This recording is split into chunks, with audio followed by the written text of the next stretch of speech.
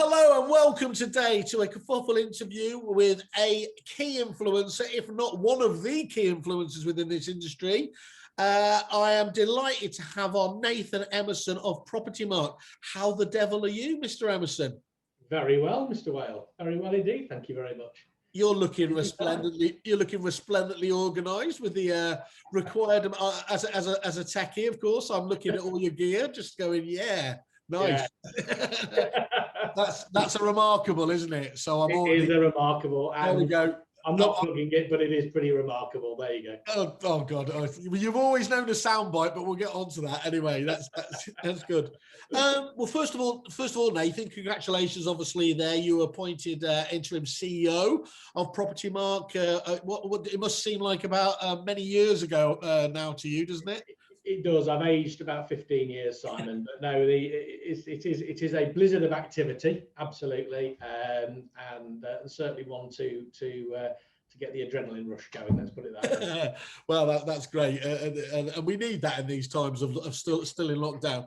Could you just give me an idea, Nathan? I want to just get an idea, just setting the scene for this going ahead. I want to talk about obviously a little bit about your good self. Obviously, we've known each other for a long time, but I want to understand what you want to achieve in your role and what you think, Property Mark is there to do. So could you just at a top level kind of just describe to me what you think your vision is for Property Mark?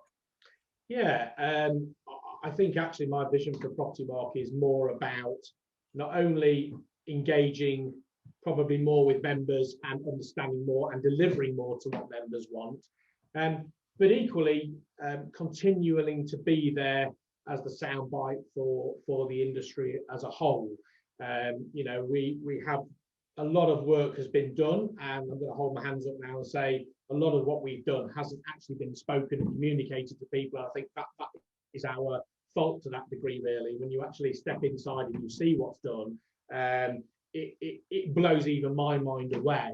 Of the complexities and things the organisation does, and because it does them so regularly and so quickly, it doesn't actually take time to stop and say this is what we've done. And I think people sit at home sometimes and think, well, what have Property Mark done? I haven't heard this or I haven't heard that.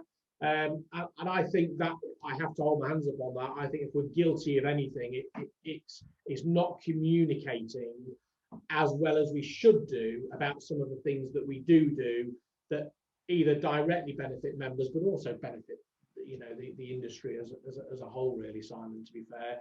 And from that point, one of the first things I have looked to do with support from the board is to increase the size of the comms team. We're working very hard on that, and we're looking to increase that ability so we can actually rather than just run the route, the standardized marketing and communication that we do, actually build in an element where we can be more reactive, because I think that's what people want to know.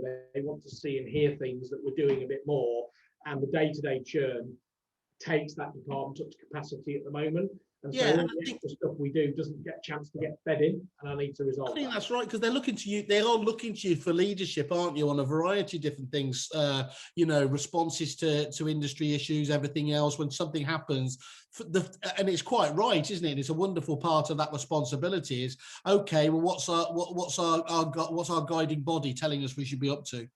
Absolutely. And I think, we are an organisation which naturally, when you are this type of organisation, you can be there, that people will support you and other people will be detractors. And very often those detractors will do it for their own benefits. But, at the end of the day, somebody, has to stand there and do that. And we do that. We benefit members, and we do benefit non-members as well. Raising standards is what we're all about. And if you look at the trajectory of where our industry is now compared to where it used to be, I won't go on to Roper, but we all know that's on the horizon. And it's you listen to the pride from even people who are non-members. I pick the phone up to this is an industry which is actually inherently proud of itself, and I think sometimes the public perception of this industry isn't as we see it on the inside, and lots of little voices can have a soundbite, but you actually need support from that just as much as we need support externally. So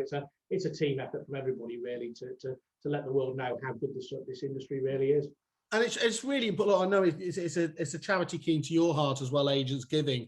It's exactly the same, isn't it? There's loads of great work that goes on. You know, agents do almost more than anyone in their local communities, but it does get watered down because, as we know, what is it, 70 or 80% of the industry is 1 and 2 office agencies. So it kind of just, I know it gets noticed by the local community, but overall we don't get this halo effect, do we? And what it sounds like you're talking about there is actually not just from a charitable endeavor, but actually from all the other great stuff that, you know, that they're just doing from an industry point of view needs to be recognized as well. Absolutely. 100% agree with you there, Simon. Cool. So, and I think that's really important what you said in terms of, yeah, it's almost, and it's frustrating, isn't it? But in this day and age where, you know, we're fighting for attention all the time to be noticed there, it's almost like if you could be doing loads of good work, but if you aren't just being, and it's not about bragging about it, isn't it? But just saying, look, you're a big fan of Nighty as well. I know going to many events over the years. He always makes that point, making the invisible visible, doesn't it? And that, it strikes me as an outsider, and I recognise I'm an outsider in many different ways, but that would be your greatest challenge, isn't it? Because clearly you have a lot going on, but it needs to be communicated, not just with the members, but externally. Absolutely. You know, and I since I came into role, I sporadically picked the phone up to people directly myself, and you know, from various mediums. And actually, when you talk to people and you start having conversations, and they start to realise, it's amazing how even people that have seen you in a certain light all of a sudden go, oh, I didn't realise that. Oh, I didn't realise that. Yeah. And that alone tells me, and some of these people will have been detractors of Property Mark, you know, will have made comments in the press. And actually, when you picked up the phone to them, and, oh, hello, I'm Nathan. But then you have that conversation with them. Oh, right. Oh, I didn't realise that. Oh, you know, and that actually, I look at that and I think, well, that's up to us to actually try and communicate that better. And let's be honest with you, we are in the industry of a communication game, you know, and we do communicate a phenomenal amount, but we need to communicate more. How do you, I mean, one of the key elements that you obviously do are fighting the industry's interests.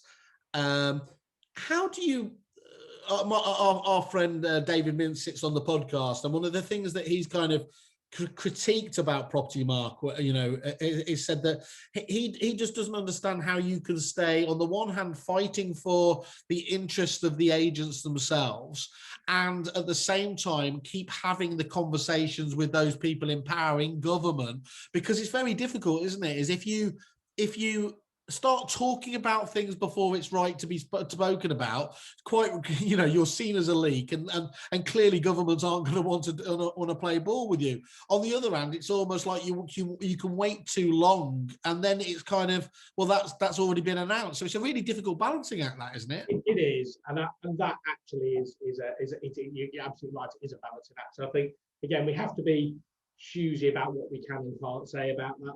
That's a natural thing, but let's look at it from this point of view. You know, if you are sat there, you're creating legislation or whatever, you need to reach out to people to give you guidance. And we are not the only stakeholder in the marketplace. Let's be honest about that. You know, there are various other bodies that sit within the industry where our members are also members of theirs, and so on and so forth. So, you know, I'm not sitting in the Property Mark as the overarching body of the lot. It's not. It is another voice, and a fairly substantial voice that does sit there along with others, that feeds into that environment. But if we don't engage, what actually happens is very often the view that can come out might not necessarily be something that works in the cold face. So you'll remember that from your prop tech days, still prop tech days. So, you know, you can sit there and you can come up with an idea and think that will work brilliantly, and then you reach out to the industry and you realize that great idea you had in real practice wouldn't work. Absolutely. You know, and I remember, you know, several demos where we've looked at different products in the past where you thought that might bolt on, and actually it didn't. And from the outside, our industry does appear like that. And, you know, and you often find once you're in it and you understand how it works day to day, that's very different than it appears on the outside. And so actually being able to give that clarity, and also having the depth of different people externally for people to be able, for, you know, decision makers to be able to reach out to, and take scope of that, makes a big difference. And a prime example of that, and I'm moving it from legislation to prop tech, but just recently we engage an awful lot with a lot of prop tech startups through Reach and Land Registry's Geovation project. And you look at some phenomenal ideas coming on there, but if they went out in their raw format into the marketplace, they would not necessarily work. And actually, to be able to put big working groups together, it's not my word, it's working groups of people together to help these people develop things that will integrate correctly, that will be of benefit, not just to us, but the consumers as well. Yes. That work is done, and nobody charges for that. That is work that's done to help to make sure that we've got things coming into the marketplace that work for the consumer, that work for the agent, that work for the existing solutions that are out there at the moment. And things like that are a tremendous benefit. Cool. Okay, well, let's talk about, and like with all this, Nathan, it's a bit unfair when I'm asking you these questions, what you've done, what they've done right, what they've done wrong, because you've obviously only been in the seat a matter of weeks, even though it seems like more. But I think it's important because you will have had to have that period of retrospection, wouldn't you, where you've obviously looked at what you think. Well, I'll just ask you outright. What do you think Property Mark has done well, has done right? And then the follow on from that, apart from the communication piece, what do you think they maybe could have done better? I think it's a foundation stone. I think Property Mark is there strong. You look at its constituents of ALA, NAA, obviously ICBA, we've got the auction side of things, NAVA, and we've got the inventory side of things. So we have a splay that covers across the marketplace. And each of these different areas actually has different requirements that it needs. And so as an organisation, to be able to communicate each of those different facets, I think is absolutely amazing, because what you have got is different facets have different points of view. But bearing in mind nowadays, people aren't just the letting agent, they're not just the selling agent. Most agencies will cover multiple disciplines. So actually to have that all within one home, I think is superb, and it gives weight of numbers and it gives a true voice. And I think that side of things, I think we do well. I'd like that to do better. I'd like to increase membership. I want to increase the level of professionalism that's out there at the moment. And that's not to say we haven't got a good level of professionalism. I think we have. But if you look at real-time examples, and bear in mind people's memberships will be £250, £300 for a membership. The tools that we've put back into the industry, both for our actual members, but also the industry as a whole. There are several examples, but let me pick the big hitter. We've just been through the coronavirus process, and every single estate agency out there with an office has benefited from business rates relief. That came purely through our workings with government. We weren't even on that. We weren't even on the agenda to have that. We weren't on the agenda to have the grants. That was direct intervention that actually gave us a voice in that arena. That benefited, at last calculation, £210 million. Wow. Our industry benefited as a result of those representations, and we were the only people able to get those reputations. Imagine everything else going on at the time. The government was a very busy place. The last thing they were thinking about is poor old estate agents who obviously are poor. So we, and also in a marketplace that was continuing to trade as well.